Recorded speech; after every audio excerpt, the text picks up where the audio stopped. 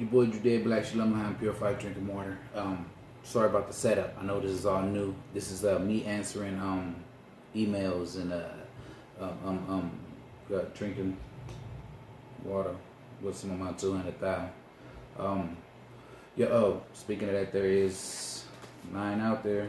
I got this, pass it along. That means that there's 180 stragglers, man. I got one of the gifts. Check out my water down there. If you did get one, the package, email me and I get you one, then you pay shipping. So we was just talking about King Solomon. Okay, so we're gonna get into some more King Solomon, and then we'll go through. I got some work to do, answering a few emails, and that is what it is. So shouts out to the 12 tribes, support the people, not the cause, man. Jude Black, Shalom L'Chaim, purified drink of water.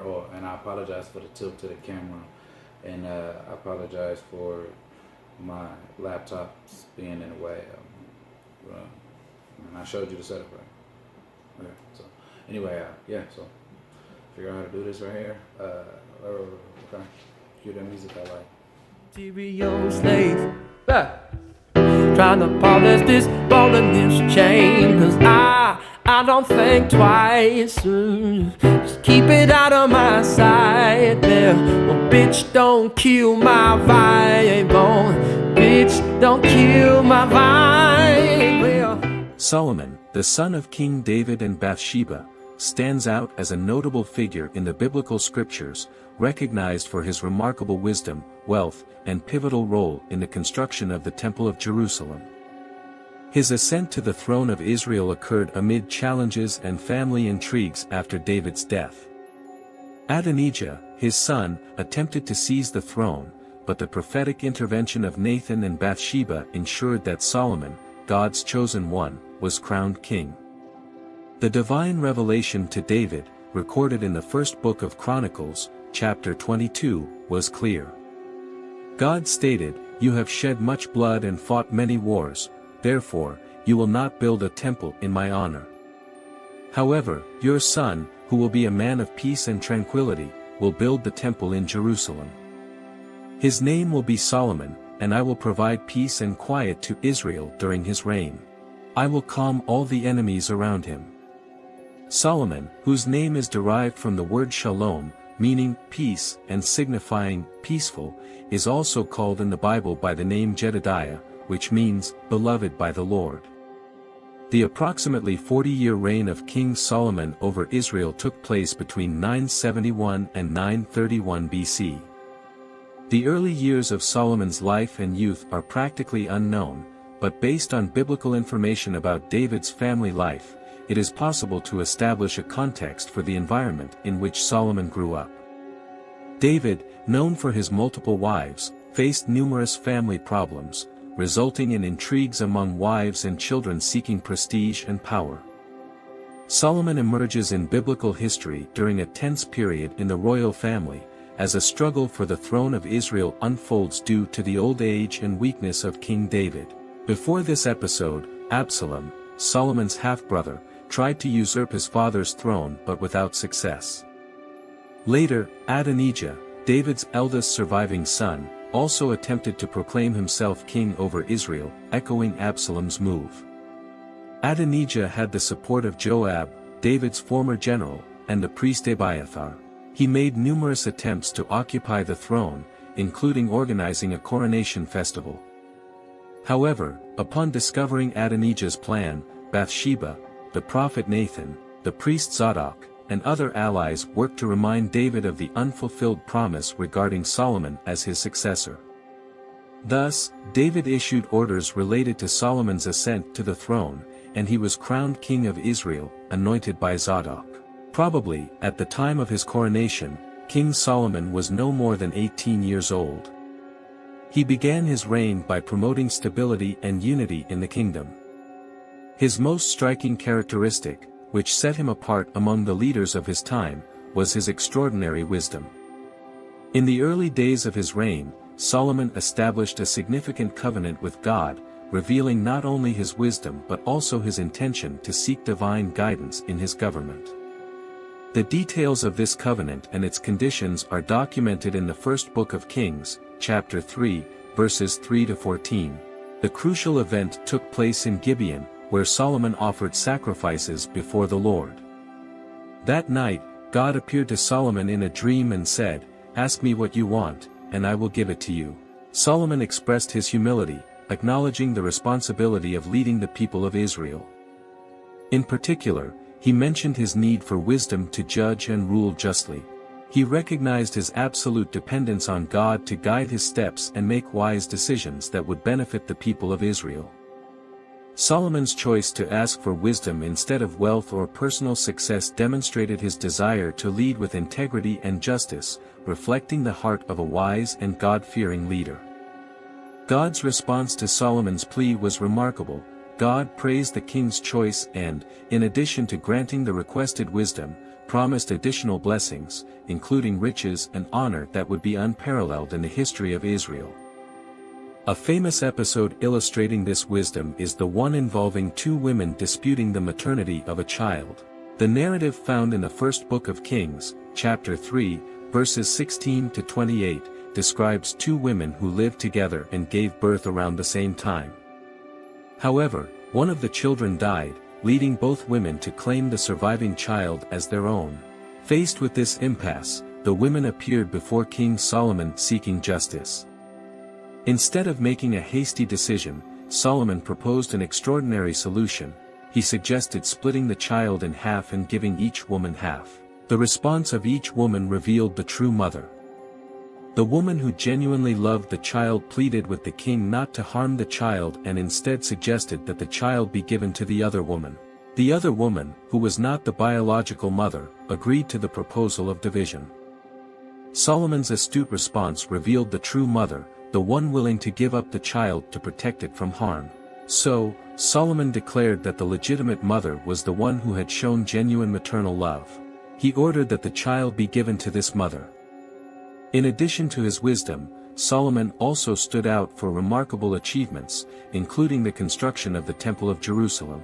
This grand undertaking not only served as the spiritual epicenter of the kingdom but also symbolized God's constant presence among the people of Israel. The magnificence of the temple not only reflected Solomon's administrative skill but also the opulence and prosperity of the kingdom. The desire to build a temple to the Lord was initially conceived by his father, King David. However, it was Solomon who carried out this noble project. The biblical narrative meticulously describes details and precious materials, such as cedar from Lebanon for the structure and pure gold for the adornments, used in the construction of the temple. This reflects the king's dedication and reverence towards God. The chosen location for the temple, Mount Moriah, held deep symbolic significance, being the same place where Abraham demonstrated his faith by being willing to sacrifice his son Isaac. This act of faith and obedience, preceding the temple's construction, emphasized the continuity of the special relationship between God and his people. The Temple of Solomon emerged as the spiritual and cultural epicenter of Israel, becoming a symbol of unity in worship. Additionally, Solomon dedicated himself to building international alliances, solidifying trade and diplomatic relations. A notable example of these external relations was the visit of the Queen of Sheba, who came to test Solomon's wisdom. These events are recorded in the first book of Kings, chapter 10, verses 1 to 13, and in the second book of Chronicles, chapter 9, verses 1 to 12. Upon arriving in Jerusalem, the Queen of Sheba presented challenging questions to Solomon, testing his wisdom. The Bible reports that Solomon answered all her questions, and there was nothing he could not explain.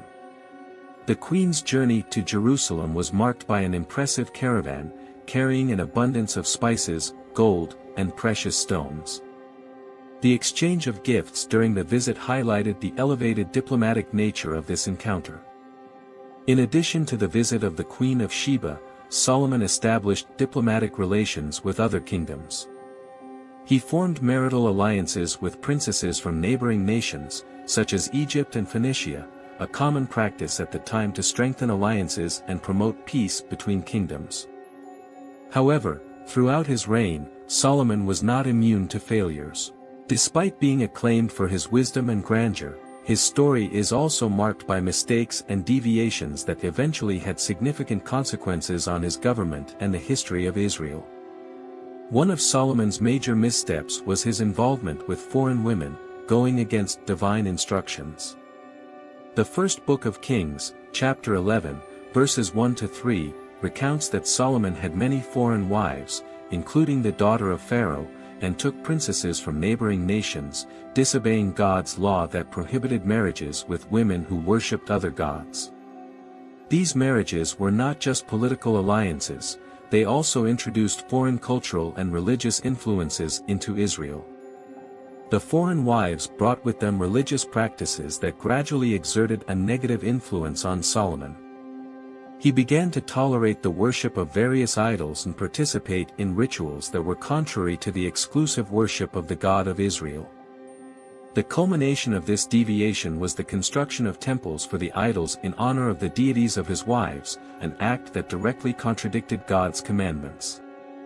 This apostasy, including the construction of altars, marked the last days of Solomon, as reported in the first book of Kings, chapters 11 and 12. This period was characterized by a mix of glory and shadows, revealing the complexities of life and governance. As Solomon aged, his previous choices, especially regarding marriages with foreign women and the acceptance of the worship of foreign idols, began to have a negative impact on his reign.